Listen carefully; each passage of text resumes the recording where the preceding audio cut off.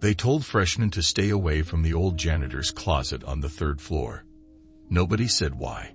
Just whispers, strange looks. Rumors passed from locker to locker like they were sacred. Jack didn't care. New school, new rules, and an overwhelming curiosity. It started during detention. A Thursday. Everyone else had gone. Except him. And the janitor, Mr. Walsh. Pale, limping, face like paper. Never spoke, not even when students passed him by. Just pushed his cart and vanished. Jack watched from the hallway. Walsh unlocked the closet, stepped inside. The door creaked shut and didn't reopen. 10 minutes. 15. Nothing. Then, a soft dragging sound, like something heavy being pulled across linoleum. Jack crept closer, heart thudding in his ears. He pressed his ear to the door. Silence. Then a knock. From inside. Jack yanked the door open. Nothing. Just cleaning supplies. A cracked mirror. And a single red shoe. Child-sized. The lights flickered. Jack stepped back, but not before noticing something else. On the top shelf, a photograph. Faded, curled at the corners. It was a school ID card. Same uniform, same logo, and his face. But the name? Different. Date of birth? 1997. Jack was born in 2007. He ran to the office, told the teacher. She stared at him, confused. Then her face paled. "You're Jack Harris?" she asked.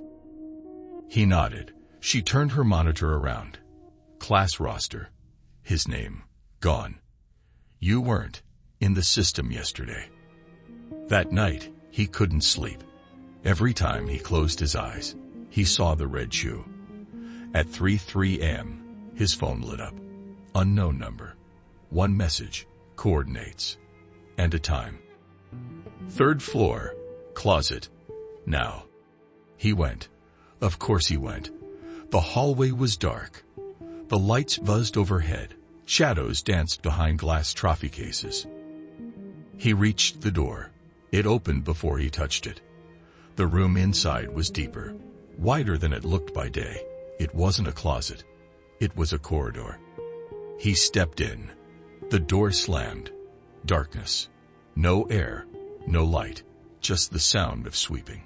He screamed, but no sound came out. Not a breath.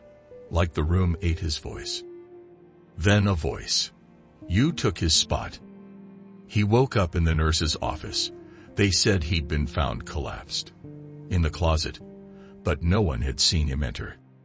Mr. Walsh. Still missing. Every year since, someone finds a red shoe in their locker. Size. Child. Still polished. Still small. The closet. Sealed. But sometimes, late at night, you can hear sweeping, even when no one's there.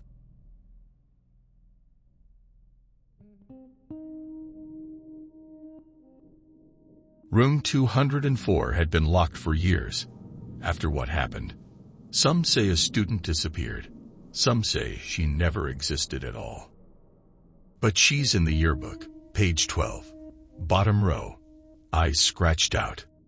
The lock on room 204 was rusted, covered in dust.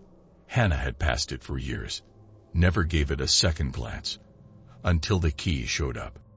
It was in her locker, on a red ribbon, attached to an old hall pass. Her name was etched into the brass, not printed, etched, like it had always been there. She hadn't told anyone. Something about it felt private, like it was meant for her. She waited until after school. Hallways empty. The rain outside turned the windows into shadows. The key slid in easily, too easily. The door creaked open on its own. The air inside was colder. Still, dust floated like smoke in shafts of dying light. Desks lined the room in perfect rows. A chalkboard stretched the length of the far wall. In front of it, a single desk, bigger than the rest. A nameplate sat atop it. Ms. Beasley. Hannah stepped in, shut the door behind her. The lock clicked. She turned. The knob wouldn't budge. Silence pressed in, heavy, waiting. She took another step. The chalkboard screeched. Words appeared, slow and jagged. Who elite you in? She stumbled back. Desks creaked. She turned. They were occupied.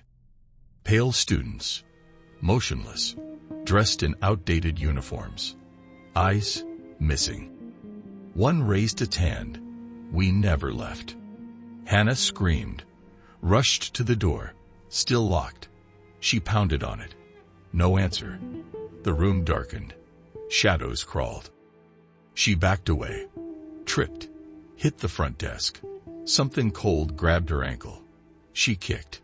It pulled harder. The chalkboard now read, TLSSNSESSION.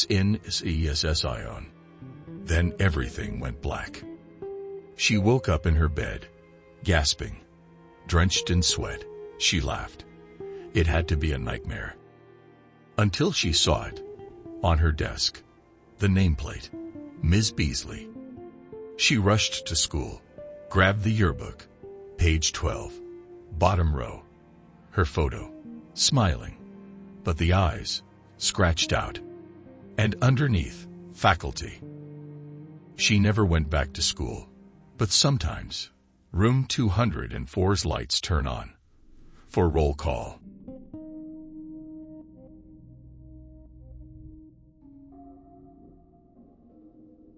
New student. Name, Elias. Transferred mid-year. No records. No emergency contact. Just showed up. He never talked much. Sat in the back. Head down. Eyes always watching. But when the bell rang, he flinched every single time. Hard. One day, Sam asked him why. Elias whispered, because the bell rings twice. Sam laughed. No, it doesn't. But Elias didn't laugh, didn't smile. It does for me. Later that week, the fire alarm went off. Students spilled into the courtyard, laughing, yelling, except Elias. He stood frozen, in the middle of the hallway. Sam ran back, grabbed his arm. Come on. Elias stared blankly. The second bell hasn't rung. They both left. Barely. That night, Sam couldn't sleep. A ringing echoed in his ears, like a second chime. The next day, he asked a teacher about it. They stiffened, told him to come after school. He did. They shut the door, closed the blinds. That bell hasn't worked in decades, since the fire. 1994. Room B5. Everyone gone. Except one. She pulled out a photo. Old, burnt at the corners. A class picture. And in the corner, a boy. With Elias's face. He never came back. But he shows up. Every time the bell rings. Twice. Sam didn't believe her. Until he went to B5. Door locked. Room dark. But when he pressed his ear against the wood, he heard breathing. And the bell. Once. Twice. He backed away. But now, every morning, Elias greets him. Same desk, same seat, same dead stare.